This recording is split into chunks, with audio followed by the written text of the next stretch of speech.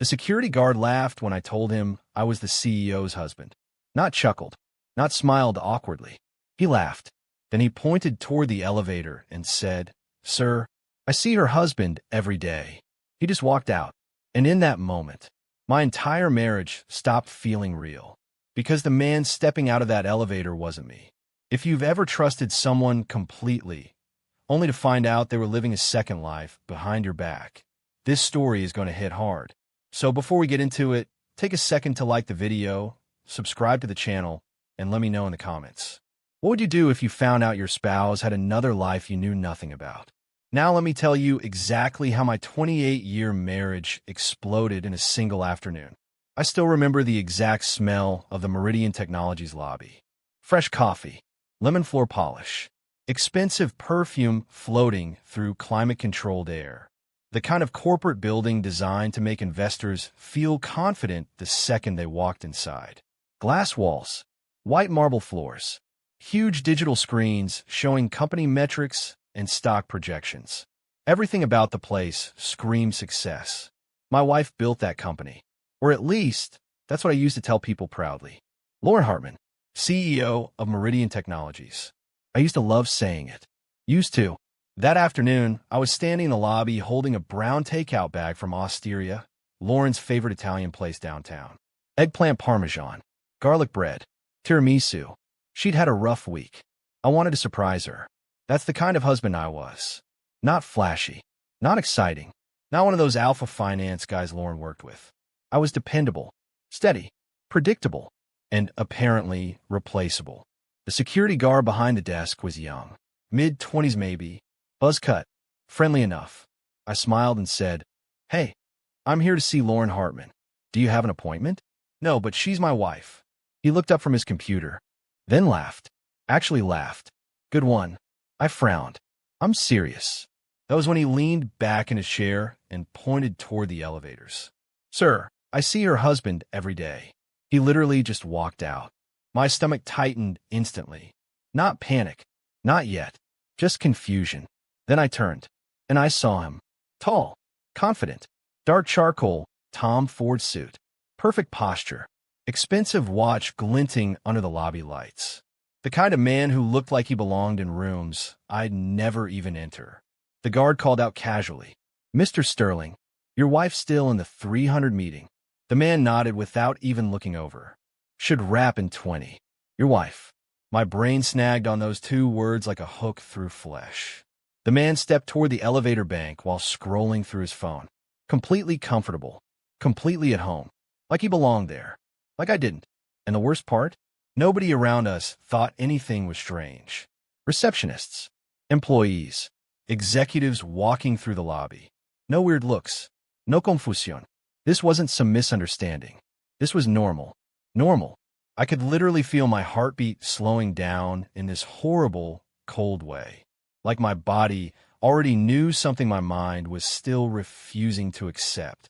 Every instinct in me wanted to walk over there, grab him by the shoulder, ask him who the hell he thought he was. But another instinct stopped me. A quieter one. A smarter one. Because if everyone in that building believed he was Lauren's husband, then confronting him blindly in the lobby would only make me look insane. So instead, I smiled awkwardly at the guard. "You know what? Wrong building. I'm actually looking for Gerald Pharmaceuticals." The guard blinked. "You said you were her husband." "Friend of the family." I corrected quickly. "Long day." I set the takeout bag down carefully. "Could you just give this to Lauren? Tell her Gerald dropped it off." "Sure." Then I walked out before my legs gave out underneath me. I made it to my car. Barely. The second the door shut, silence swallowed me whole. I sat there gripping the steering wheel so hard my knuckles turned white. 28 years. 28 years with the same woman. And somehow, another man was publicly known as her husband. I kept replaying the guard's tone in my head. Not joking. Not suspicious. Matter of fact. Like everybody knew. Everybody except me. I drove aimlessly for almost an hour before ending up at a coffee shop 3 blocks away. I ordered black coffee I never touched. Just sat there staring out the window while my mind tore itself apart. Because once doubt enters your marriage, your brain becomes a detective against your will. Suddenly, every memory changes shape. Every late night, every business trip, every canceled anniversary dinner, every distracted conversation, every time she came home exhausted and emotionally unavailable. Had I missed signs? Or had I trusted her so completely that I trained myself not to see them? My phone buzzed at 6:47 p.m. Lauren, working late again. Don't wait up. Love you. I stared at the words love you for a long time. Then I typed back. Okay, lasagna's in the fridge. 3 dots appeared instantly. You're the best, red heart. That little red heart nearly made me throw my phone across the room, because suddenly every affectionate message felt contaminated. Like counterfeit money. I finally went home around 9. Our house sat in a quiet neighborhood in Evanston. 2-story colonial. Blue shutters. Flower beds Lauren never had time to maintain, but insisted we keep because they improved curb appeal. The porch light glowed warm against the darkness. For years, that light meant safety to me. Home now looked fake, like a movie set pretending to be a marriage. Inside, everything was spotless, because I cleaned it that morning, vacuumed, folded laundry, prepared dinner, like the loyal husband supporting his powerful CEO wife. God, I felt pathetic. I sat in the living room pretending to read while the clock crawled forward. 10:12, 10:47, 11:23. Finally, the front door opened. Lauren walked in wearing a cream-colored coat over her navy business dress. Her heels clicked softly against hardwood floors. She looked tired, beautiful, familiar, dangerous. Hey, she said softly. That same voice. The same voice that once whispered wedding vows to me. How was your day? I looked up calmly somehow. Fine. Yours. Brutal. Back-to-back meetings. She dropped her purse beside the couch. Ooh, I'm starving. There's lasagna in the fridge. Her face lit up immediately. You made lasagna? Yeah. You're amazing. I almost laughed out loud at that. Amazing. Was I amazing? Or useful? She disappeared into the kitchen while I listened to cabinets open and close. Microwave humming. Silverware clinking. Normal sounds. That was the horrifying part. Everything still sounded normal. When she returned with a plate, she curled into the armchair across from me. I studied her carefully while she ate. The woman I'd spent almost 3 decades loving. The woman whose career I defended constantly. Family used to criticize how absent she was. She works too much. She prioritizes business over marriage. But I always defended her. Always. Because I believed in her. I believed we were a team. I stopped by her office today, I said casually. She froze. Tiny pause. Half a second maybe. But after 28 years, I could read microscopic changes in her body language. You did. Brought you lunch. Oh no.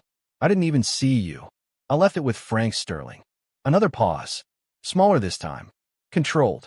Oh, you didn't mention it? No. Busy day. Then she smiled. Perfectly composed. Like a trained executive navigating a hostile boardroom. How is Frank? I asked. Great. Honestly, one of the best VPs I've ever worked with. Yeah. We're very in sync. In sync. That phrase echoed ugly inside my head. I nodded slowly. That's important. It is. Then she smiled at me again. Warm. Affectionate. Practiced. Thanks for thinking of me today. I wanted to scream. Instead, I just nodded. Anytime. We sat there quietly while she finished eating. And I realized something horrifying. The scariest lies aren't emotional explosions. They're calm conversations over reheated lasagna. That night, I waited until she fell asleep. Lauren slept deeply. Always had. Years of stress and overwork made her crash hard the second her head hit a pillow. At 12:14 a.m., I slipped quietly out of bed and walked into her home office. The room smelled faintly like coffee and expensive perfume. Her laptop sat closed on the desk. I stared at it for a long moment, because opening that laptop felt like crossing a line. But then another thought hit me instantly. No, SG crossed the line. I was just finally looking at it. I opened the computer. Password protected. My fingers hovered over the keyboard. Then typed our wedding date. 625-1996. The laptop unlocked immediately. That hurt more than I expected. because somehow it meant she still used our anniversary while betraying me. I opened her calendar first. At first glance, everything looked normal. Meetings, board calls, investor lunges, corporate travel. Then patterns started emerging. Dinner with F, weekend strategy retreat, client dinner, Frank attending, leadership offsite, F dinner reservation. Again, again, again. Always Frank. Always after hours. Always somewhere intimate. My stomach twisted tighter with every entry. Then I checked financial records. Hotel bookings. Luxury restaurants. Travel charges. One canceled hotel room charge. Followed by a single upgraded suite. I actually had to stop and breathe. Because your body knows betrayal before your brain fully accepts it. Hands shaking. Chest tight. Vision tunneling. I felt physically poisoned. But I kept digging. And around 1:43 in the morning, I found a key, hidden beneath old jewelry in her dresser drawer. Simple silver apartment key, attached to a Harbor View Apartments keychain. Unit 214. My entire world changed shape in that moment. Because keys don't lie. And deep down, I already knew exactly what that key opened. The next morning, I sat in my car outside Harbor View Apartments for almost 40 minutes before going inside. 40 minutes. That's how long it took me to gather enough courage to destroy the last illusion I had left. The building itself looked exactly like the kind of place Lauren used to criticize out loud while secretly admiring. Modern luxury, floor-to-ceiling windows, private balconies, polished steel accents, a lobby that smelled like eucalyptus and money. Lauren used to say places like this were trying too hard. Turns out she'd been living in one behind my back. I parked across from Space 214, black Mercedes GLE, Frank Sterling's car. Confirmation hit differently than suspicion. Suspicion hurts. Confirmation kills. I sat there staring at that SUV while my heartbeat thudded painfully behind my ribs. I kept thinking stupid things. Maybe it's not what I think. Maybe she rented the apartment for work. Maybe Frank's staying there temporarily. Maybe. Your brain becomes desperate when reality threatens to rip your life apart. Because accepting betrayal means admitting the person you trusted most willingly deceived you. And that realization changes you forever. Finally, I got out of the car. The elevator ride up to the second floor felt surreal. Too quiet. Soft instrumental music played through hidden speakers. I could hear my own breathing, my own shoes against polished tile. Unit 214 stood at the end of the hallway. Dark gray door. Silver numbers. Completely ordinary. I stared at it for a long time before sliding the key into the lock. It fit perfectly. Of course it did. The click sounded deafening. And when I pushed the door open, I stepped in my wife's real life. Not ours. Hers. The apartment smelled like Lauren immediately. Chanel número 5. Vanilla candles. Fresh linen. I froze in the doorway because everything inside felt intimate in the most horrifying way possible. This wasn't some affair hideout. This wasn't hotel room cheating. This was a home. Their home. Hardwood floors. Designer furniture. Framed artwork. Fresh flowers sitting in a crystal vase on the dining table. There was music playing softly somewhere. Jazz. Lauren loved jazz when she was relaxed. I walked slowly through the living room like a ghost haunting someone else's happiness. Then I saw the photos. God, the photos. Lauren and Frank at a beach resort. Lauren laughing with her head thrown back while Frank held her waist. Lauren hiking in Colorado. Lauren at some rooftop restaurant wearing the black dress she told me she bought for a Women in Leadership gala. In every picture, she looked alive, happy, free, and she wasn't wearing her wedding ring in any of them. That detail hurt more than I expected, because it meant she consciously removed me before stepping into this life. Like I was a costume she took off. I sat down slowly on their couch, and just stared at the apartment around me. My chest physically hurt. Not metaphorically, actually hurt. Like someone had tied wires around my ribs and kept tightening them. Then I noticed something small that completely shattered me. 2 coffee mugs beside the sink. One said, CEO Energy. The other said, Troublemaker. Lauren bought those. I knew it instantly, because she always bought matching novelty mugs whenever she got emotionally attached to something. She did it when we bought our first house. She did it during our honeymoon phase. She did it when we adopted our old golden retriever, Max. Tiny domestic habits, tiny relationship rituals, and she'd recreated them with another man. I suddenly couldn't breathe right. I stumbled into the bathroom and splashed cold water onto my face while trying not to completely fall apart. 28 years. Gone. Not fading. Not drifting apart naturally. Replaced. Calculated. Managed. Like a corporate transition plan. And somehow, that thought made me angrier than the affair itself. Because this wasn't passion destroying a marriage. This was strategy. I walked into the bedroom, then immediately wished I hadn't. King-size bed. Lauren's silk robe hanging beside Frank's suit jacket. Her skincare products on the counter. Her hairbrush. Her charger plugged into the wall. Half the closet filled with her clothes. This wasn't occasional cheating. She lived here.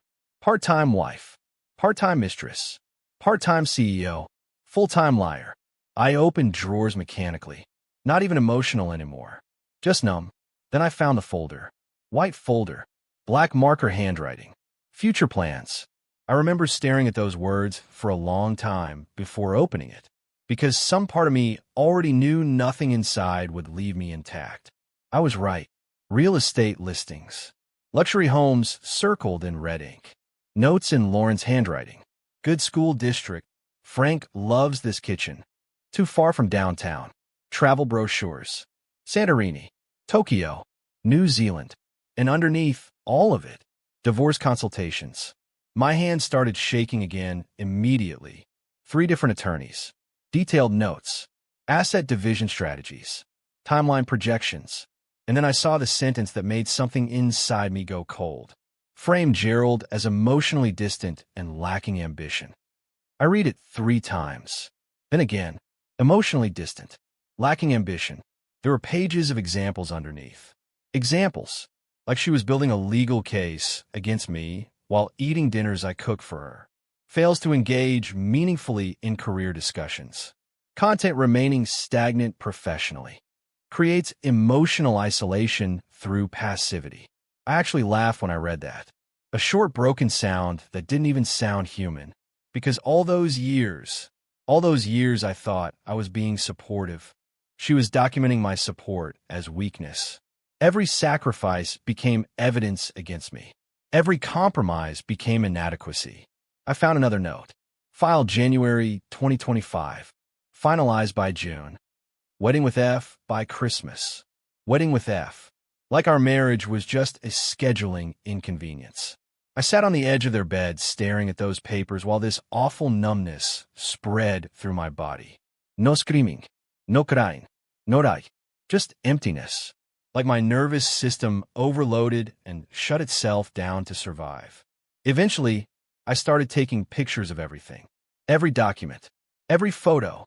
Every note. My accountant brain kicked in automatically. Organize. Document. Preserve evidence. It became mechanical, clinical, and honestly, that saved me. Because focusing on details kept me from collapsing emotionally. By the time I left the apartment, I had over 200 photos on my phone. Proof. Proof my entire marriage had become a lie. I drove for hours afterward. No destination. Just movement. Chicago traffic blurred around me while my mind replayed 28 years like corrupted film. Our wedding day. Lauren crying during vows. Our first apartment. Building IKEA furniture together. Late night pizza when we were broke. Her first promotion. Her MBA graduation. The night she got named CEO. I've been so proud of her. God, I used to brag about her success to strangers. And now all I could think was, when did she stop loving me? Or worse, did she ever? My phone buzzed repeatedly. Lauren. Again. Again. Again. Finally, voicemail notifications. I ignored them for almost an hour before listening. Hey honey, just checking in. Her voice sounded genuinely concerned. That almost made it worse. Second voicemail. Gerald, seriously, where are you? I'm getting worried. Third voicemail. I'm about to call hospitals. Please call me back. Hospitals. Meanwhile, she'd spent 3 years building another marriage. I finally answered around 6. The second she picked up, Relief flooded her voice. Oh my God, thank God. Where have you been? Driving. You scared me. Funny. You okay? No. I'm Fina. You coming home? Home. That word hit differently now. Yeah. I'll pick up Thai food. Your favorite. My favorite. She still remembered small details. Still played the role perfectly. That's what terrified me most. How normal she sounded. How easily someone can lie while sounding loving. Sounds good, I said quietly. Love you. Silence stretched painfully between us. Then I forced out, you too. I hung up immediately afterward because my voice was cracking. That night was torture. Absolute torture.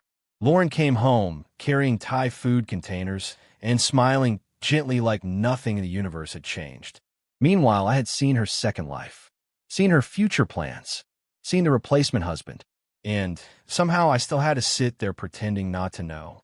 We ate at the dining table together, steam rising from curry, soft jazz playing in the background, the exact kind of quiet domestic evening I used to cherish.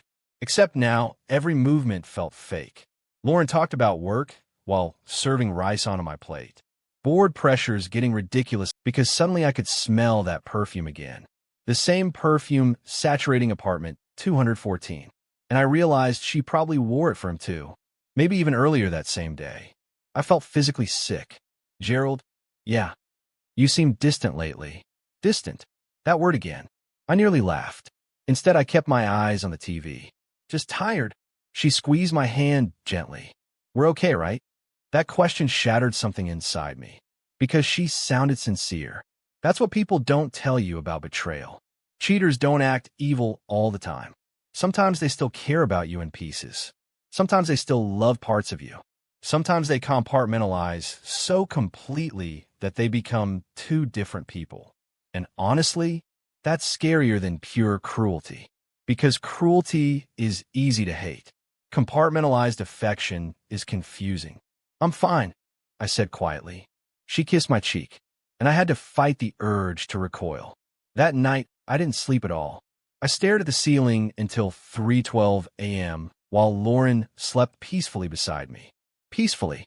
Meanwhile, my entire identity was collapsing. You start questioning everything after betrayal.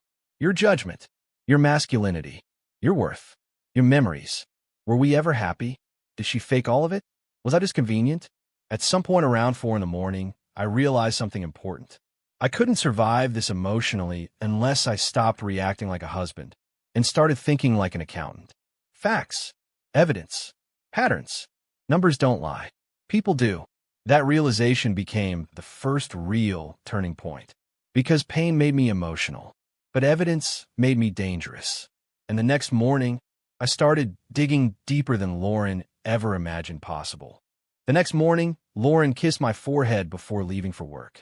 Same routine as always. Same soft perfume. Same feel better, okay? Same polished executive smile. Then the front door closed behind her. And the second I heard her car pull out of the driveway, something inside me changed. Up until that point, I'd been grieving, hurting, drowning emotionally. But now I was angry. Not explosive anger. Not screaming, reckless anger. Cold anger. Focused anger.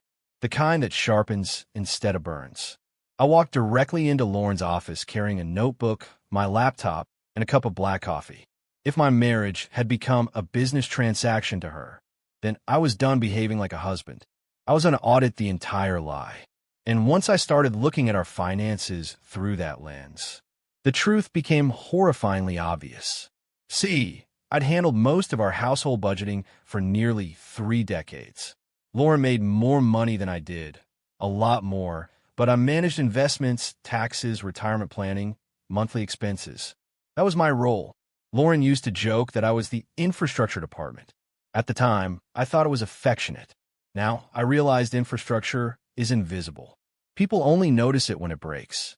I pulled up our joint accounts first. Monthly deposits, mortgage payments, utilities, insurance, groceries. Nothing unusual initially. Then I started calculating. Our combined monthly income after taxes averaged around $17,000. Our monthly expenses averaged about $8,500. meaning we should have been saving nearly $9,000 every single month. Over 3 years, that should have been over $300,000. Our savings account contained $47,000. I sat back slowly. My accountant brain immediately started filling gaps. Where did the rest go? I opened Lauren's business expenses credit card, and suddenly everything clicked into place. Harbor View Apartments, $3,200 monthly. Every month, for 3 years. Furniture purchases, luxury bedding, West Elm, Crate and Barrel, Polterabon, restaurant bills, plane tickets, spa charges, wine tastings, weekend retreats. She wasn't just funding an affair. She was funding an entire parallel life. With our money. My money too. While I drove a 10-year-old Honda Civic because Lauren insisted we should live responsibly despite wealth. I almost admired the hypocrisy. Almost. Then I found something worse. Much worse. Meridian Technologies expense reimbursements. Lauren had hidden portions of their relationship inside corporate spending. Executive retreats, consulting travel, leadership accommodations. And because I understood financial structures, I could see patterns most people wouldn't notice. Frank Sterling's department kept receiving unusually favorable budget allocations, resource transfers, expanded discretionary spending, special staffing approvals. At first glance, it looked normal, but when mapped chronologically against their relationship timeline, it became obvious. Lauren had been quietly restructuring company power around Frank, building him upward, positioning him for executive succession, using shareholder resources to strengthen her personal relationship. That wasn't just unethical. That was potentially illegal. I remember leaning back in my chair, staring at the screen while sunlight poured across the office floor. Because suddenly this stopped being just a broken marriage. This became corruption, manipulation, abuse of power. And the scariest part? Lauren probably believed she'd get away with all of it. Because successful people often mistake intelligence for invincibility. I started documenting everything methodically. Screenshots, statements, transaction timelines, organized folders, cross-referenced spending patterns. By noon, I had enough evidence to destroy both her marriage and her career. But strangely, I still hesitated. Because despite everything, I loved her. Or maybe I loved who I thought she was. There's a difference. And realizing that difference hurts like hell. I sat alone in the quiet house, staring at our wedding photo on the wall. Lauren at 23, bright eyes, huge smile, hand gripping mine like she never wanted to let go. I kept asking myself the same question over and over. When did that woman disappear? Or was she never real to begin with? My chest felt hollow. I wanted someone to blame. Frank, Lauren, myself, all three. Because betrayal does something ugly to your mind. You start bargaining with reality. Maybe if I'd been more ambitious. Maybe if I made more money. Maybe if I challenged her more. Maybe if we had children. Maybe. Then another thought hit me suddenly. No, faithfulness isn't earned through perfection. Basic loyalty is the minimum requirement of marriage. And once that clicked, the guilt started dying. Fast. Around 1 in the afternoon, I made the hardest phone call of my life. Not to a divorce lawyer. Not yet. To Richard Morrison, chairman of Meridian Technologies board. I met him twice before. Sharp guy. Old school finance shark. The kind of man who could smell weakness instantly. When he answered, his voice sounded distracted. This is Richard. Richard, this is Gerald Hartman. Lauren's husband. Pause. Of course. Everything all right? No. Silence. Then his tone changed immediately. What happened? I stared at the files on my screen. The kind of thing you probably need to see in person. Another pause. What kind of thing? The kind involving conflicts of interest, corporate misconduct, and possible fiduciary violations. Longer silence. Then, can I come by today? Yes. I'll be there in 2 hours. He hung up without another word. That's when reality finally became real. Because once the board got involved, there was no going backward. I spent the highlighted financial records, apartment photos, legal notes, everything categorized neatly. Part of me hated how calm I felt doing it. like I was preparing quarterly tax reports instead of detonating my marriage. At exactly 2:03 p.m., Richard Morrison arrived. Dark gray suit, silver hair, controlled expression. He walked into my living room carrying the kind of energy powerful men develop after decades of managing crises. I offered coffee. He accepted. Then I handed him the folder. At first he skimmed casually, then slower, then very slowly. His face darkened more with every page.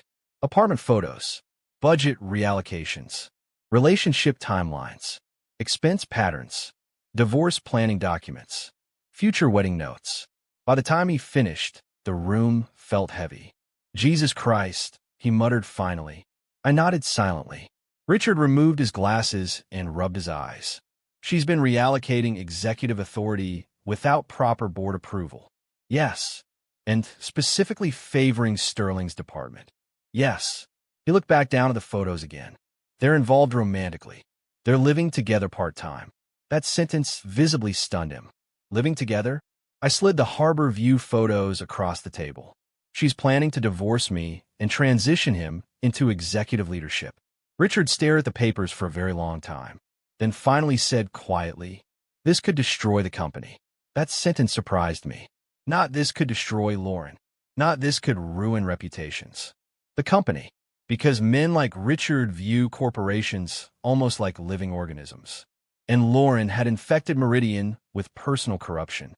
She built Meridian, I said quietly. And now she's compromising it, he replied immediately. His tone hardened. She has fiduciary responsibilities to shareholders, Gerald. This isn't just unethical. This may qualify as serious misconduct. I nodded. I figured. He looked at me careful. Then, and for the first time, his voice softened slightly. I'm sorry. Those two words nearly broke me. Because until then, nobody had acknowledged what happened to me. Everyone focused on business implications, corporate scandal, financial liability. But Richard saw it suddenly. The husband sitting across from him, whose entire life just collapsed. I loved her, I said quietly. The room went silent. Richard exhaled slowly. I know. No, he didn't. Nobody could know. Not really. Because explaining betrayal to someone who hasn't lived it is like explaining drowning to someone standing on shore. You can describe it, but they'll never feel the panic in your lungs. Richard stood. I need to call an emergency board session immediately. He picked up the evidence folder, then hesitated at the doorway. She has no idea, does she? No, she will soon. Then he left. And just like that, the countdown began. The hours afterward felt surreal. I cleaned the kitchen, folded laundry, vacuumed the hallway. Ordinary tasks. Meanwhile, I knew my wife's empire was actively collapsing in real time. That's the strange thing about trauma. The world keeps functioning normally while your internal reality disintegrates. At 5:42 p.m., my phone buzzed. Richard. I answered immediately. It's worse than we thought. My stomach tightened. What happened? The board reviewed preliminary evidence. Sterling has already been suspended pending investigation. I closed my eyes. And Lauren? Administrative restriction effective immediately. Access limitations, spending freezes, oversight review. Jesus. Richard continued. Our legal counsel believes the restructuring decisions may expose Meridian to shareholder liability. I leaned against the kitchen counter. The magnitude of everything suddenly hit me hard. Not emotionally. Practically. This was real. Not fantasy revenge. Not dramatic confrontation. Actual consequences. You still there? Richard asked. Yeah. Long pause. She's going to know it came from you. I know. Another pause. Then quietly. You did the right thing. Did I? At that moment, I honestly didn't know anymore. Lauren came home at 6:14 p.m. And the second she walked through the front door, I knew. Her face was pale. Eyes red. Jaw tight. She dropped her purse hard onto the counter. Then looked directly at me. You called Richard Morrison. Not a question.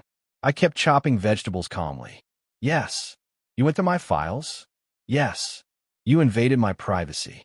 I actually laughed at that. Not loudly. Just this exhausted, hollow sound. Privacy? Her eyes flashed with anger. My own husband is trying to destroy my career. I finally looked at her fully, really looked at her, and for the first time in 28 years, I didn't recognize the woman standing in front of me. No, I said quietly. You destroyed your career. I just stopped covering for you. That hit her hard.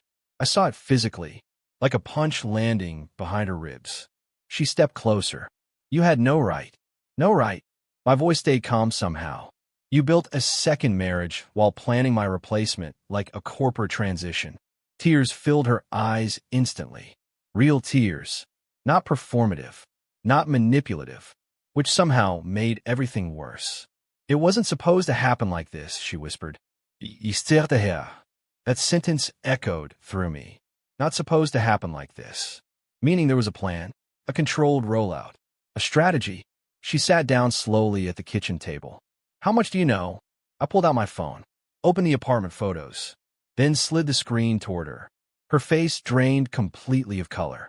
Everything, I said. Silence. Heavy. Suffocating. Then she started crying hard, hands covering her mouth, shoulders shaking.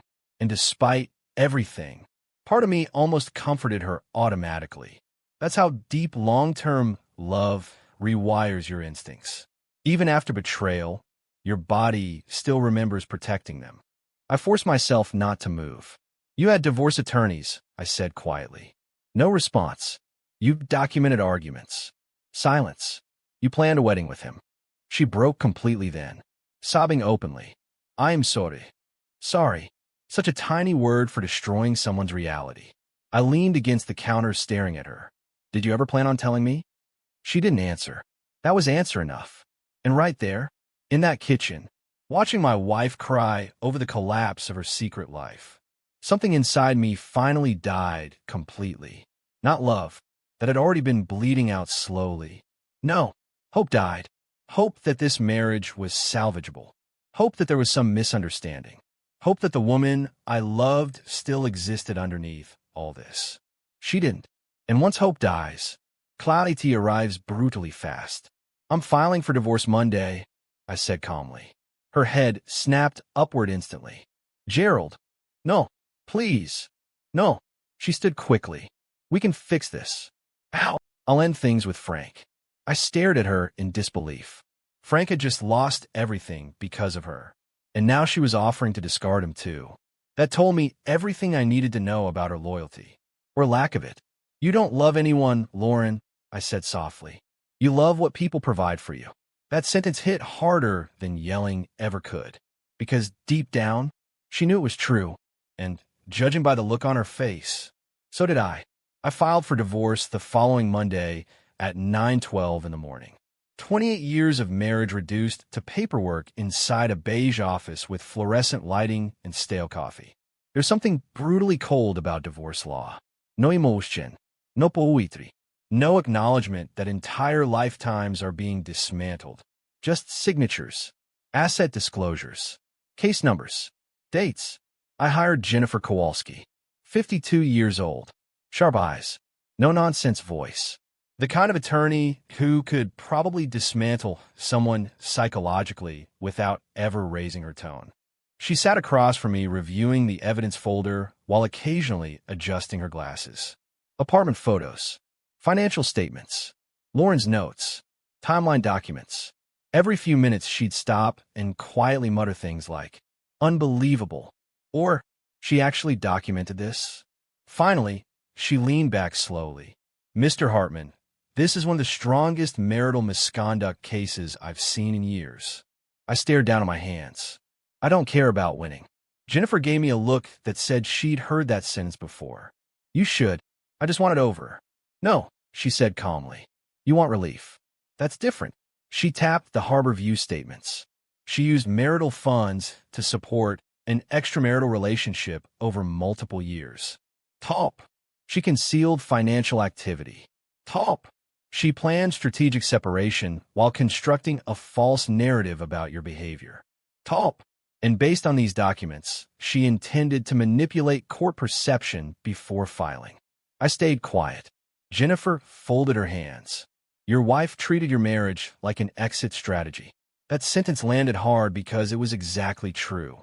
Not emotional collapse. Not falling out of love naturally. An exit strategy. Calculated. Managed. Controlled. Like I was a business obstacle.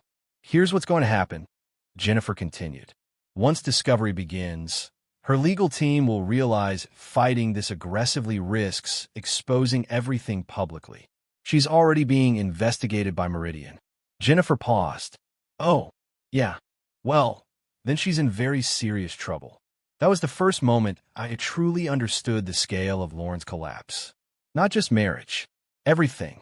Career. Reputation. Public image. Authority.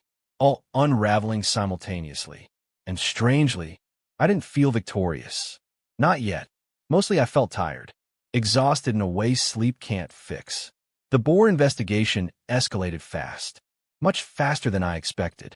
Within 2 weeks, Meridian Technologies announced an internal governance review. Lauren was stripped of operational authority pending investigation. Frank Sterling was terminated immediately, and apparently, he did not handle it well. I found that out through Richard Morrison. He called me one evening while I was staying in a Marriott near O'Hare. I've been living there for almost 3 weeks by then. Tiny room, gray carpet, air conditioner rattling constantly. Half my meals came from takeout containers balanced on hotel desks. It felt depressing, but honestly, still more peaceful than living beside Lauren. Richard sounded exhausted when I answered. Sterling threatened legal action. I blinked. Against Meridian? And Lauren privately. I sat up straighter. What happened? He claimed she manipulated executive structures to benefit him professionally without disclosing the personal relationship. I almost laughed at the absurdity. The affair partner accusing her of manipulation. Richard continued. Our legal counsel buried him in evidence within hours. Meaning he's finished. Finished. That word lingered in my head after the call ended. Frank Sterling. Golden executive. Future COO. Corporate star. Destroyed almost overnight. And the crazy part? A month earlier, he probably thought he'd won. He got the powerful CEO, the luxury apartment, the future dream home. Meanwhile, I was just the boring husband in the background. Funny how fast power shifts when truth enters the room. Lauren called me constantly during those weeks. Voicemails, texts, emails, some angry, some desperate, some heartbreakingly human. One night around midnight, I finally answered. Not because I missed her, because I needed closure. The second she heard my voice, she started crying.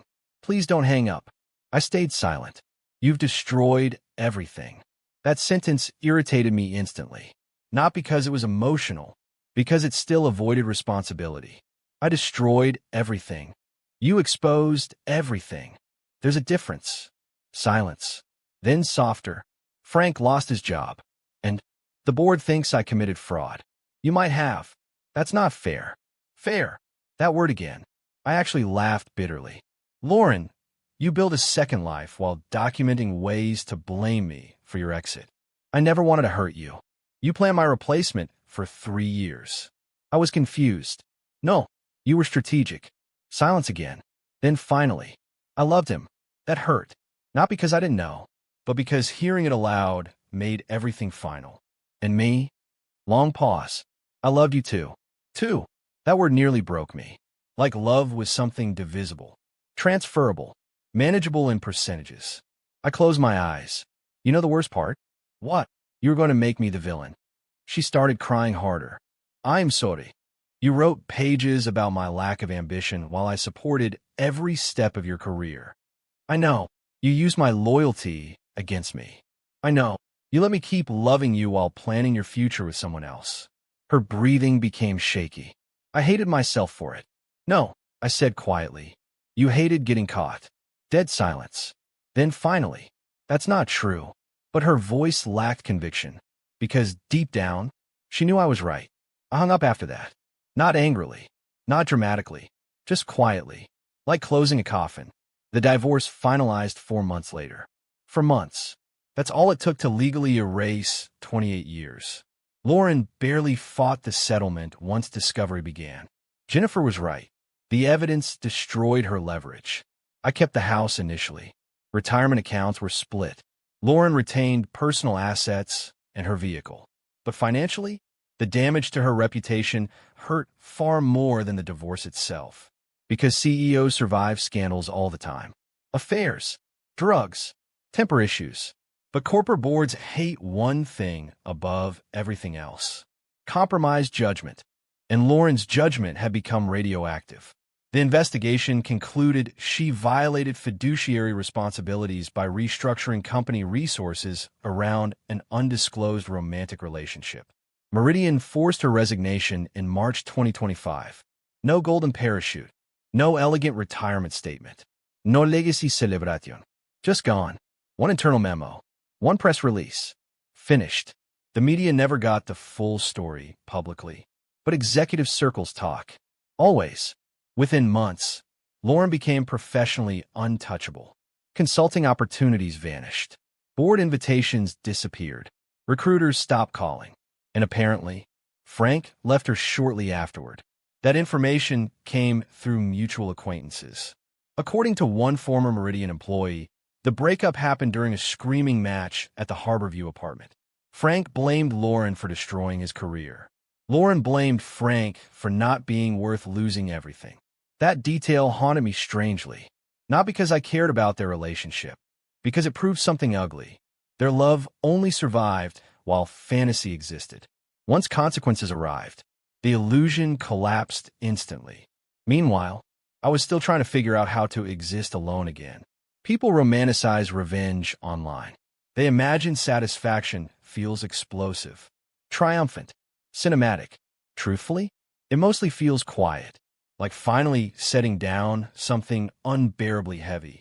I sold the house 6 months after the divorce. Couldn't stay there. Too many ghosts.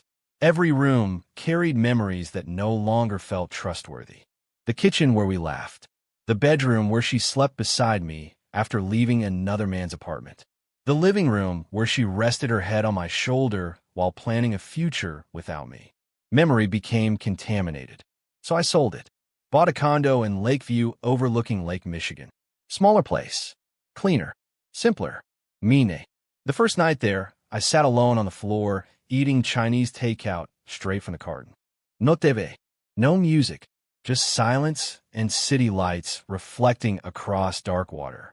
And, for the first time in years, I felt calm. Not happy. Not healed. Just honest.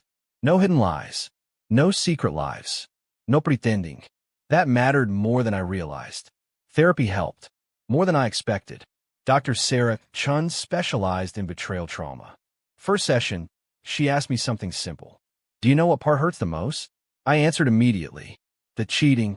She shook her head gently. No, the rewriting. I frowned. What do you mean? Your wife rewrote your reality while you were still living inside it. That sentence hit me harder than almost anything else. Because that was exactly it. Lauren didn't just betray me physically. She altered the meaning of our marriage while I still believed it was real. Dr. Chun explained something else too. People assume betrayal trauma is about losing someone. It's worse than that, she said. It's losing your understanding of reality. And honestly, that was the hardest part to recover from. Trusting my own judgment again. Trusting memories. Trusting affection. Trusting myself. Dating afterward felt impossible initially. Every late text triggered suspicion. Every canceled plan felt ominous. Every business trip became a psychological minefield. Because once someone lies to you deeply enough, your nervous system stops believing safety exists. Healing wasn't linear. Some mornings I felt strong. Other mornings I'd wake up furious all over again. But slowly, very slowly, life stopped revolving around what Lauren did and started revolving around who I still wanted to become afterward. That distinction saved me. About 8 months after the divorce finalized, I saw Lauren again. Whole Foods, organic produce section. Of all places, she looked thinner, older somehow, not physically old, emotionally worn down. She froze the second she saw me. For a moment, neither of us moved. I expected anger, defensiveness, something. Instead, she just looked sad, truly sad.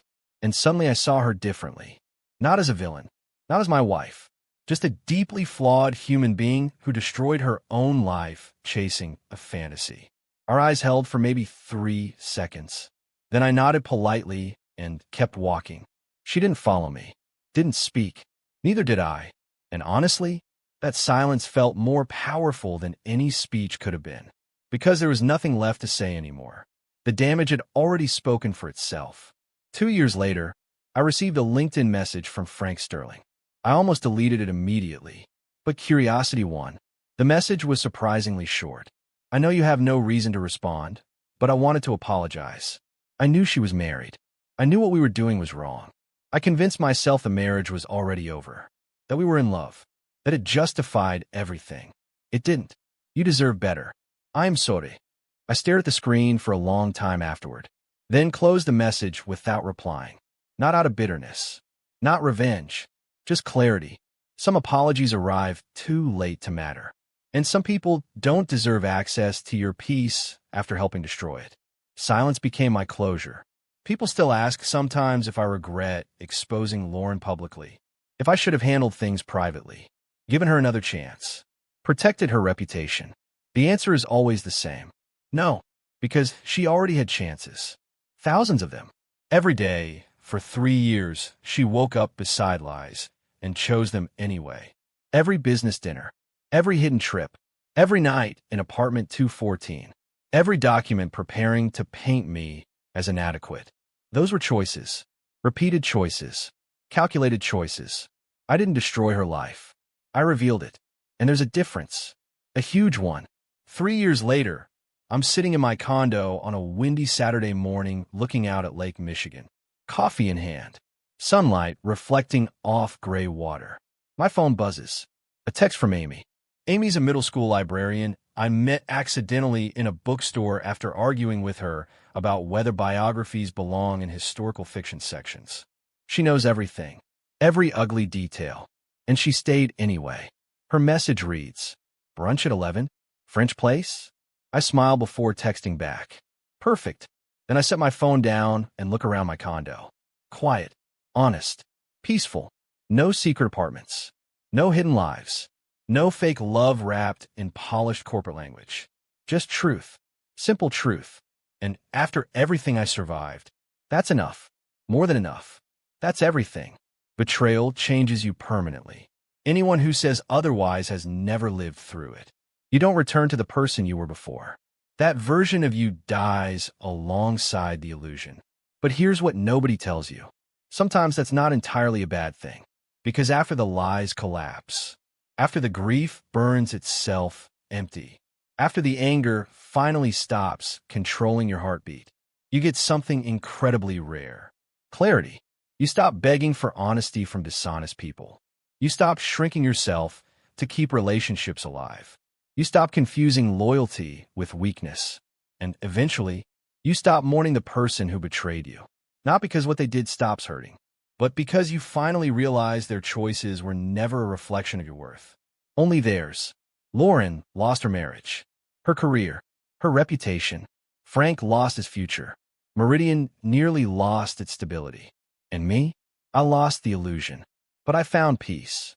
And in the end, that turned out to be worth more than revenge ever was.